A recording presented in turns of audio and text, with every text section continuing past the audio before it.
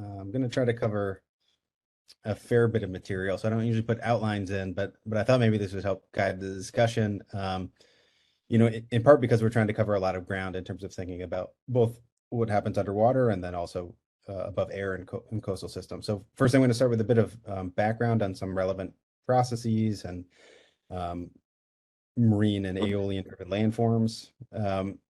Then I think it's useful just to talk about the current state of the art in terms of where modeling capabilities are, trying to think about these integrated processes. That really motivates why we've been tackling this problem and integrating CMS and Aeolis. So I'll talk about technically how we did that. We'll spend the bulk of the time talking about some hypothetical and demonstration cases, and then pivot and show a couple real world examples and talk about maybe next steps and next development that's needed.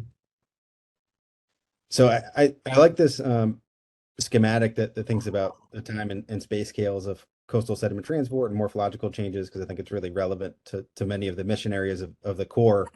At the heart of it, a lot of our sediment and flood risk management and navigation missions all rely on the details of sediment transport that happens at really small scales.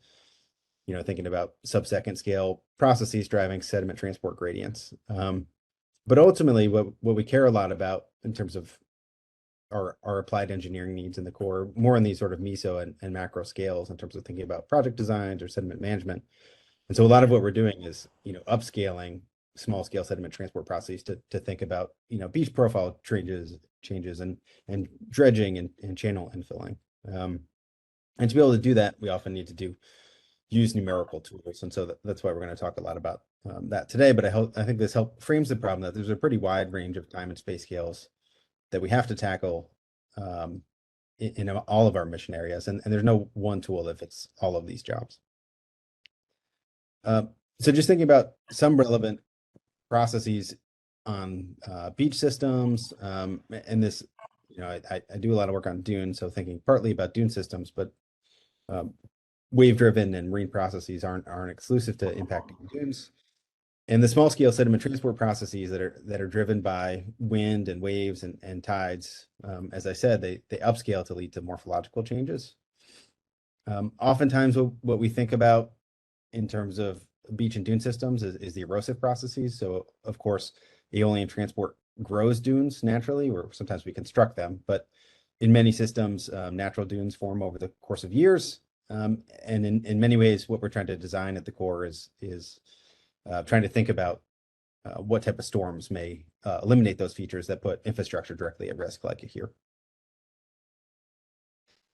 On the West Coast US, where there's a lot of infragravity processes and lower slope beach systems, so the dynamics are different. Actually, marine processes a lot of the times can actually directly grow dunes. They can deposit sediment directly at the base of dunes and build out progradational ridges. So this is just an example showing the relative contributions of marine and aeolian processes from the Oregon coast. So once again, thinking about landform development in terms of the beach dune interface, marine processes aren't always destructive. They can be constructive as well. And so thinking about how we think about these long-term timescales, I think I forgot a legend here, but that's topographic data over the course of like 20 years, a new dune building out.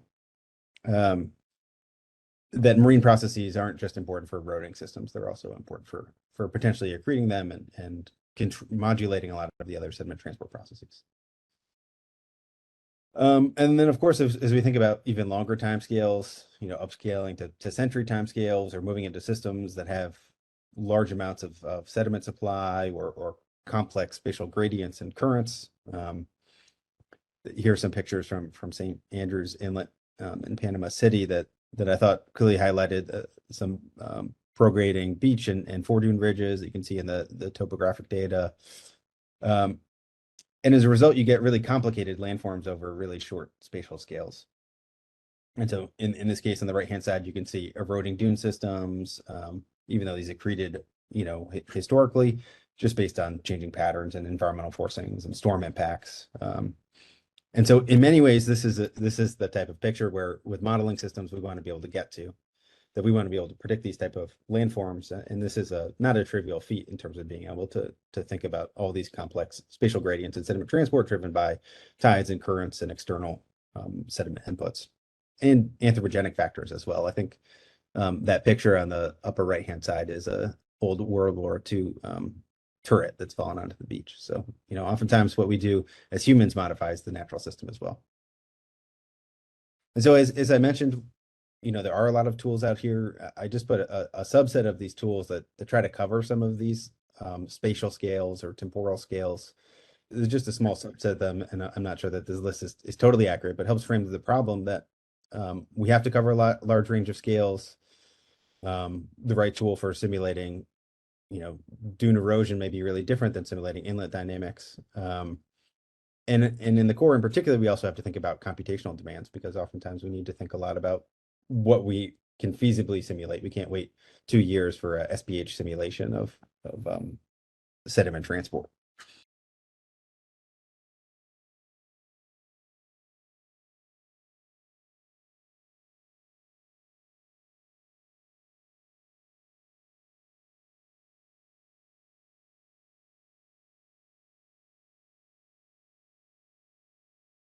As well.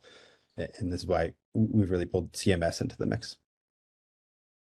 In terms of models that can deal with aeolian processes, not just marine processes, I think looking back 10 years ago, our choices were pretty much empirical models or really high fidelity tools. CFD can do the wind dynamics, and there's some efforts to do sediment transport, less so morphological changes. But there's been this big gap in terms of aeolian transport capabilities. And more recently, in the last 5 or 10 years, I think you started seeing considerable development in both 1D and 2D approaches, partly because there's an engineering need for that. And so you can see that this Aeolis box covers a large territory, in part because we've been trying to develop it, and I'll talk about Aeolis in a minute, to meet lots of different scientific and engineering needs that cover small and relatively large spatial scales. And so as Tanya mentioned at the beginning, we've been doing a lot of development on the Aeolis model the last couple of years as a collaborative effort. Work a lot with Deltaris and colleagues at TU Delft, and actually have a growing network of academic colleagues that are not working just on application, but also on some development as well. And so we've been developing this 2D spatial model that deals with wind dynamics and multi-fraction sediment transport and sediment supply constraints to actually simulate landform evolution, especially for coastal systems where there are a lot of supply limiting factors from moisture and grain size effects. And within CIRP and other ERDIC programs, we've done a lot of development on Aeolis. This is just an example of covering a wide morphological parameter space.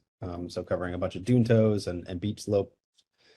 And the red colors here are just showing an annual scale morphological conditions that lead to dune erosion versus the blue show dune accretion. So within Aeolis directly, we've started accounting for more marine processes to be able to think about this interplay between accretion and erosion. And we can simulate this in terms of cross-shore behavior, just shown here for different basically climate conditions, trying to think about when dunes may no longer be stable in coastal systems. And we have an ORISE that was just got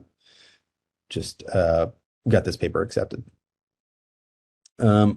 Also, internal ERDIC research, just to let people know, we've been coupling Aeolis with the GenVeg model along with the environmental lab at Oregon State University. And so there's just an example that we've been applying to the Oregon coast, where they've planted, I think, 8 or 9 different dune grass configurations. And we've been running this coupled Aeolis GenVeg model to start simulating vegetation dynamics, so vegetation expansion and growth, to be able to simulate more of the relevant dynamics in coastal systems. So it's more just a plug that there's lots of work going on in Aeolis, and I think the work I'm going to present today benefits from the fact that there's a lot of model development in the background that continues to enhance the model cores. So as I noted at the beginning, coastal landforms in many ways aren't just a reflection of marine or aeolian processes, the integration of the two. And traditionally, these models have been developed sort of separately. And it's only more recently that we started thinking about the interplay between marine and aeolian processes within numerical frameworks. And so in terms of cross-shore capabilities, there's been sort of two models over the last couple of years that have been starting to be used to be able to do that. Both have X-Beach at their core, or did. One is coupled with Duna model. We had another one that coupled CDM and Aeolis together. But once again, here we're limited to cross-shore profile change, and there's no ability within these frameworks to deal with more complex 3D landform change. So the only other example besides what I'm going to present today, where there has been efforts to actually simulate 2D patterns in integrated marine and aeolian transport, is a paper that just came out, coupling Delft 3D and Swan and Aeolis. And so in many ways, what we'll present today is complementary, leveraging a lot of the work that's been put into Aeolis. As you can see, there's lots of folks starting to develop capabilities to deal with 2D spatial patterns and wind-driven and wave-driven sediment transport, because I think this is really relevant for navigational problems, for flood risk management, and probably more than anything, what seems to be motivating is nature-based design as well. So what have we done? I think everyone on this call is familiar with CMS that CIRP does a lot of development on, that has flow and wave sediment transport and morphology change modules. And a couple years ago, we started taking a stab at trying to modify this with the goal of not recoding any sort of new Aeolian transport model into CMS, but actually leveraging the existing Aeolis code that we've been separately developing. And so how do we go about doing this? We've added some new Fortran code to actually modify some of the internal mechanics to allow for Aeolian transport input.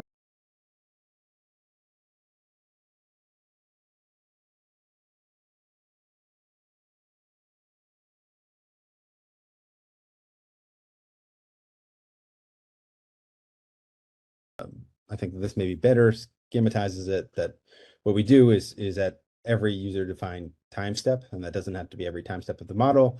From CMS, we give topography and bathymetry, we give water depth and winds. Aeolus uses that information to run simulations that can include things like vegetation and other internally calculated sediment supply effects as well, and it gives back an updated topography and or bathymetry back into CMS. And so all the applications I'm going to show today are exchanging all this information at hourly timescales.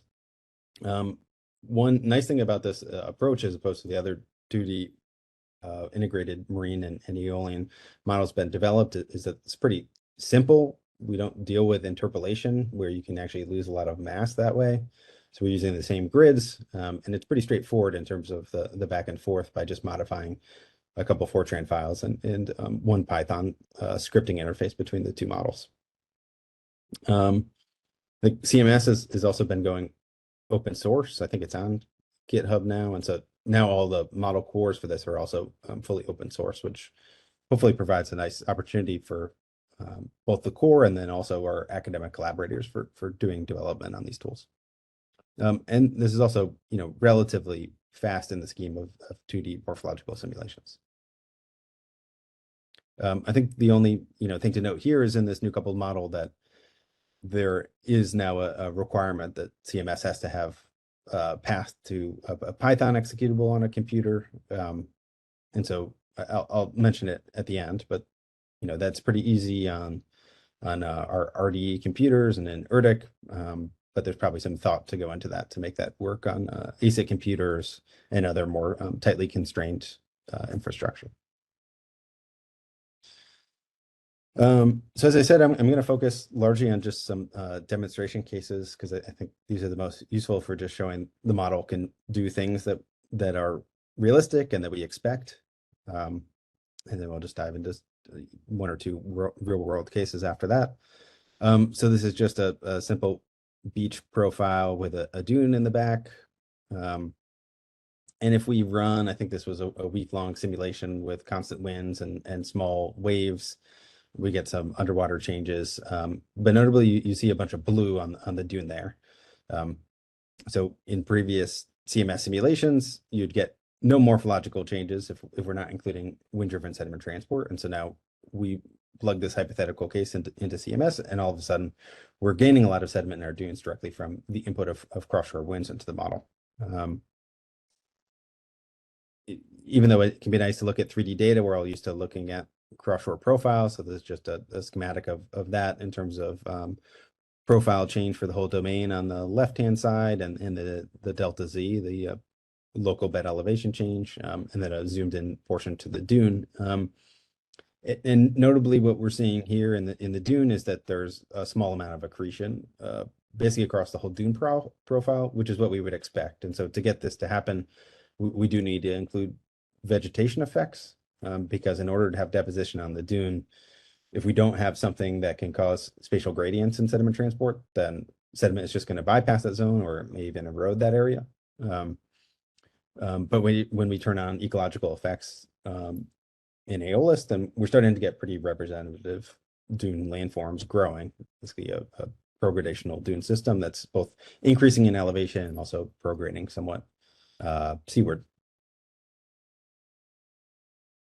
So I think, week-long simulations here take a couple minutes. They're pretty fast. We can run lots of wind speed conditions and wave height conditions. And just zooming in, and the colors here are representing volumetric changes or some constant wind speed. And so obviously a 30 meter per second wind over a week is not realistic, but this is just to give some sense that we're doing realistic things, that as we increase wind speed, we're getting larger growth of our dune system. So I think that's pretty intuitive, particularly if the winds are cross-shore oriented. And then notably, as you move from lower waves to higher waves, in this case, we have a reduction in sediment transport overall as well, just representing that we're also starting to include things like swash processes, that as you have larger waves, you might have erosion of the beach system over that time scale, but then also the wave setup is higher, and so you have less beach available, so less fetch for wind-driven sediment transport. So starting to account for all of the morphologic effects that we see in real world systems. Another way we could look at that same peak color diagram is just the scatter plot. So those same colors shown before are now the black dots in terms of a pretty low gradient beach system, 0.05 meters per meter. So that's the beach slope. And what we see is that, as I said before, as you increase our wind speed, we have larger volumetric dune growth rates. So that's as expected. And as we get a steeper beach system for the same tides and the same wind climate, we start reducing our total dune growth.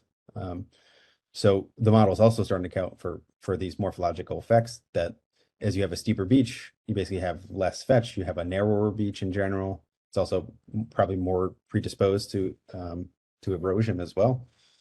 And so now we can potentially half our dune growth rates just by changing the beach slope system. And also all of those red and blue dots also include the same spread in terms of waves, and the waves start having a lower effect as we go to steeper beach systems as well, simply because there's less beach to work with, and they all already may be fetch constrained.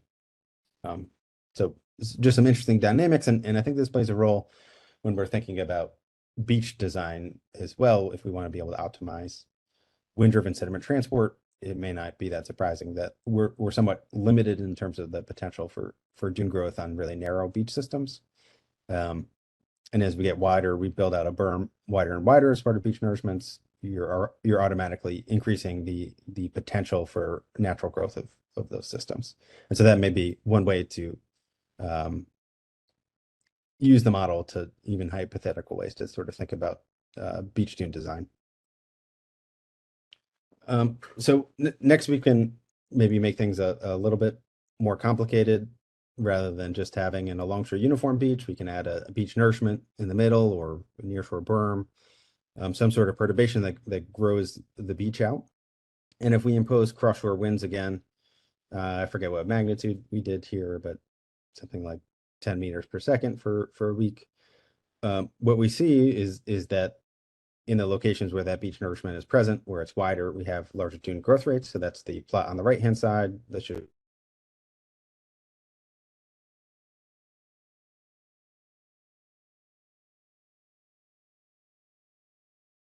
for an example, not representative case of necessarily a real world system, but it's nice that the model is capturing these dynamics as we'd expect, that you have larger sediment availability where the beach nourishment is present, and it is a function a lot of that sediment is getting transported into the dune.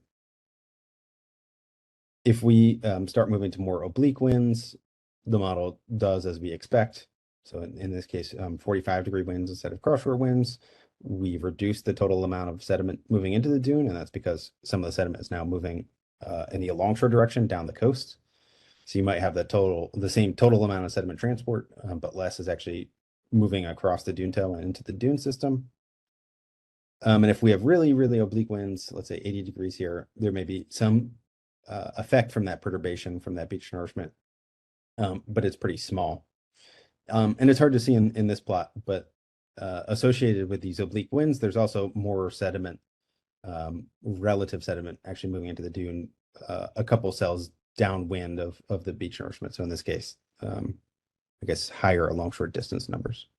So once again, just showing that the model is doing as we expect, because I think that's important before we move into real case studies, that the model in these 2D domains through this coupled system is recreating the behavior that we might expect.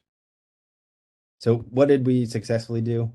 So far, we've shown that more energetic winds, we get more dune growth rates. This is well documented in the literature and in lab studies that this is what we would expect. So it's good that our numerical model is doing the same thing. Lower sloped, wider beaches get more dune growth. Once again, this is what we know conceptually and theoretically, and it's good that our supply limited sediment transport model is doing that. And it also means that CMS is dealing with alongshore gradients in terms of beach width as well. There's some effects of waves as well on the dynamics. And this is also what we'd expect from observations on the West Coast. I showed both some examples from the Aeolis model at the beginning, and then also the couple model that we're dealing with somewhat realistic crossshore dune growth rate patterns. But there's a lot of work to continue to validate a lot of the behavior in Aeolis for the ecological interactions with sediment trapping. And we're dealing with longshore variability in dune growth rates. All right, so we're doing things reasonably well, so that's good. I was messaging yesterday with Brandon Raymond at the New England district. I don't think he can make this call, but he was having a bunch of questions about Merrimack Inlet. So I thought this would be a good test for me to see how fast I could run simulations for an individual site. In this case, in Newburyport, well, there's the Merrimack River Inlet, but there's two general problems of interest here as far as I understand, where a coupled model can be useful for answering potential questions. One is adjacent to the inlet, and through CIRP, we've asked the question in a couple different sites about Aeolian sediment transport rates related to channel infilling. And so that's a problem that they have here, that you have on the left-hand side in Aeolian, a zone of basically unvegetated beach system, and this is a source of sediment transport to potentially move straight into the navigational inlet. So that's a problem that they're tackling. And then perhaps the or more immediate concern is houses potentially falling into the ocean from dune erosion, particularly during nor'easter events. So I just picked out a time series from 2013 that coincides with this picture on the right-hand side, where you had pretty elevated waves for a couple of days. So one of the big efforts of this work unit this year was actually writing a bunch of Python scripts that could more or less set up cases automatically.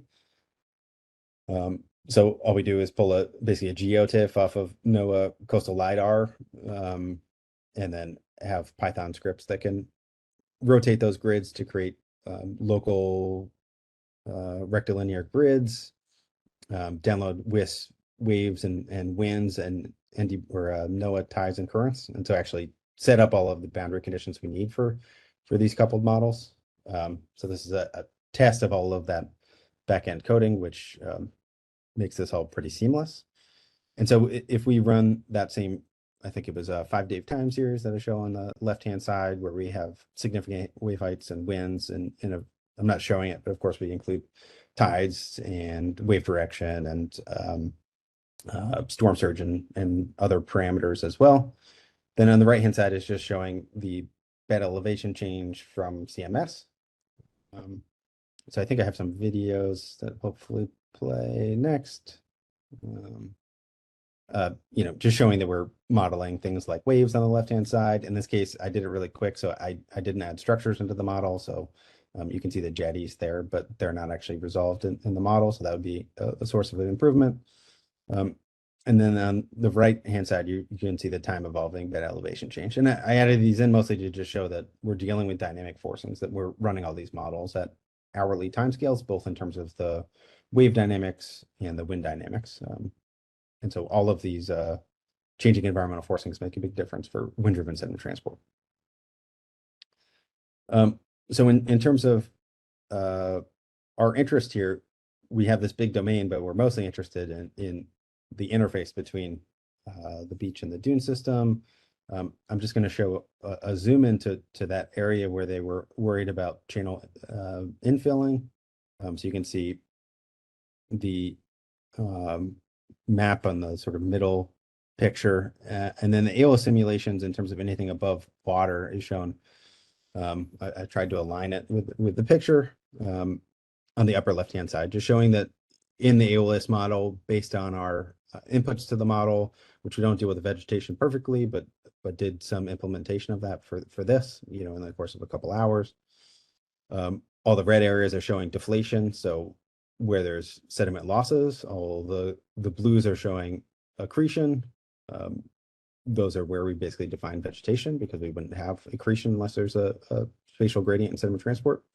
And so the more important thing here is in this domain, we're dealing in this coupled model with pretty complex spatial gradients in sediment transport. And I showed images earlier of St. Andrews Inlet and elsewhere where we have complex 3D landforms. And so, the first step to being able to simulate those complex landforms is being able to account for complex spatial gradients in sediment transport. And so, I think we're moving in the right direction to be able to do that, to answer these really applied engineering questions.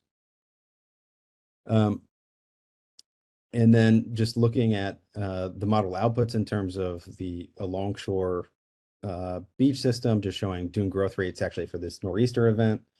So the waves were really high for a couple of days, but the winds were also equivalently high, and just showing over this 2.5 kilometer stretch that within this modeling system, based on alongshore variability in waves and other processes, that there is alongshore variability in the dune growth rates, and there's locations where we have no dune growth or potentially losses as well. And the middle area where there's all zeros is of course in the inlet itself.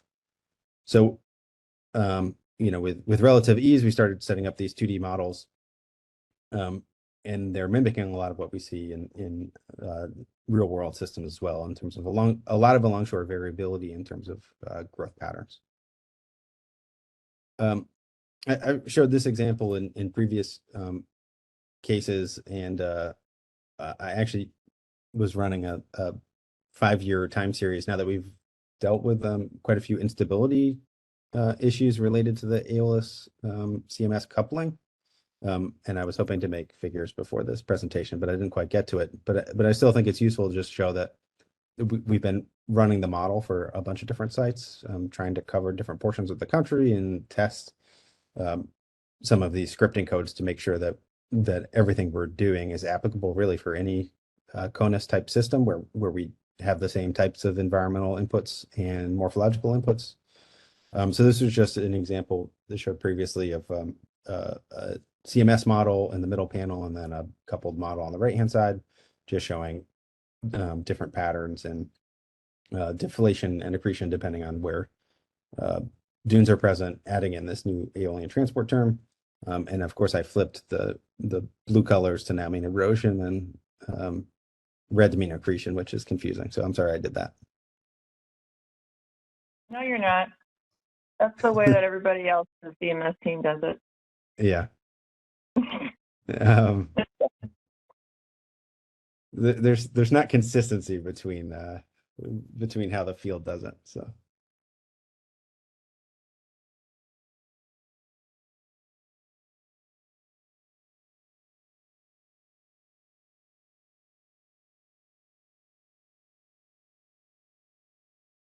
rates based on wind speeds as well there, and started recreating some of this over long time scales as well. So what else have we been working on? We've started doing a bunch of validation for the F4F case, where there is a lot of validation data, both of the dune systems and the nearshore environment.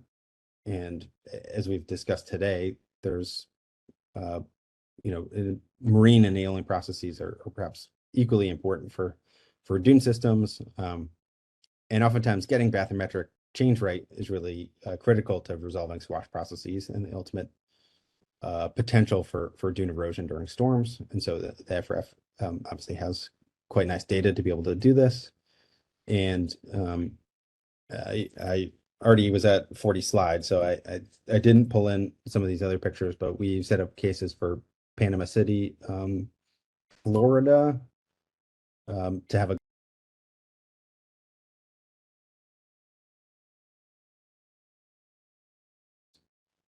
and then have started collaborating with folks at Montclair State University that have lots of data from UAV systems and lots of vegetation data of dune systems on nourish beaches along the New Jersey coast. And so we started collaborating with a PhD student there that's running Aeolis for some of these cases and setting up models to be able to do this. And I'll have the plug on the last case, but I think our interest moving forward is really having other sites of interest where there's lots of validation data and good examples, and more than anything, folks that have CMS grids already set up, so we can actually test to make sure the workflow is set up that you can basically take that existing setup and just run the Aeolian transport models on top of it without making substantial changes. Rather than us using more hypothetical cases here, I think it's important that we test them for district examples. And as I mentioned before, when Janelle was at the Corps, we started building lots of scripting to be able to do a lot of this automatically. There's probably a bit more we have to do in terms of putting in structures and some connections between CMS and Aeolis. But as I mentioned before, we basically have it set up to read, geotiffs of bathymetry and topography for anywhere in the continental US. Pull winds, wave, and tide data really from anywhere and set up all of these automated models, which hopefully reduces the bar to be able to do this, at least in a research capacity. But what are potential next steps? I mentioned at the beginning that there's still a lot of Aeolis development. CIRP has been funding some of this. A lot of this increasingly has moved into some of the congressional ads. And I think that's important that as we learn more about the ability to actually model complex Aeolian landforms, beyond dunes, that obviously motivates a lot of model algorithm development, and this coupled model system benefits from continued development in terms of that. And I showed the example before of couplings with GenVeg and being able to deal with species-specific effects, which can be really quite relevant, particularly as we move to different geographic domains in the US where vegetation can act pretty differently, depending if you're in the north or the south or the west coast. In terms of this 2D CMS Aeolis coupling, I showed examples of realistic behavior, but we still have a lot of validation to do, which is really quite critical. And as I mentioned before, working with district partners on these problems where there is validation data and a lot of institutional knowledge on those systems that can be potentially useful. I didn't show it here, but we've been starting to run for a lot longer timescales, because I think that's one of the real benefits of the CMS system is that we now have the capabilities to simulate over the course of years and potentially decades. But this is a big feat for morphological modeling into, so there's probably some upper limit where we start not trusting these results as well.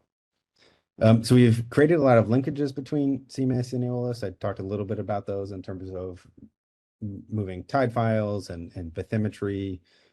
At the moment, we use a uniform sediment in the Aeolis simulations, but there are multi-fraction capabilities in CMS as well. So that could be a potential thing in terms of thinking about spatial gradients in sediment availability at the bed, linking those between models. And as I noted before, we didn't include structures in Aeolis, but Aeolis does have the ability to deal with non-erodible layers, which we have incorporated before. So that's not too hard to be able to do, at least within the Aeolian transport framework.